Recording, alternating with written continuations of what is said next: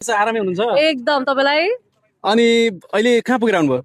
हामीहरू भर्खर बालेनजीलाई भेटेर आएको। भेट्नु भयो? भेट्न पाइँदो रहेछ बालेनलाई? एकदम एकदम। कस्तो लाग्यो तपाईँलाई बालेनजीलाई पहिलोचोटि हो सम्भवतः भेट्नु भएको? हजुर, हामी सबैजनाको पहिलोचोटि नै भेटघाट एकदमै राम्रो थियो, एकदमै राम्रो लाग्यो होइन। कस्तो कस्तो लाग्यो? कस्तो ह्यान्डसम हुनुहुन्छ?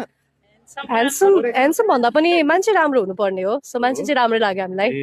अनि अब क्षेत्र नम्बर 5 मा त बालेन्द्र शाह, केपी शर्मा ओली लगायतका थुप्रै नेताहरू चुनावी मैदानमा हुनुहुन्छ। तपाईहरूको समर्थन चाहिँ कसको लागि छ?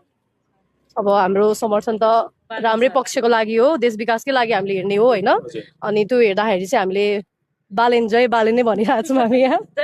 यसपालिको भोट बालेन शाहलाई हो? यसपालिको भोट हामी सबैजनाको बालेनजी प्रति नै जय घन्टी जय बालेन भन्ने हो। किन बालेन शाह मन पराउनुको यति धेरै मन पराउनुको कारण? उहाँले आफ्नो युवा नेता पनि हो र कस्तो भने हाम्रो अहिले जुन जेनेरेसन छ, हाम्रो जेनेरेसनलाई बुझ्नु भएको छ, हाम्रो माग के हो, हामीलाई के चाहिएको छ, त्यो कुराहरू एकदम राम्रोसँगले उहाँले बुझ्नु भएको छ क्या।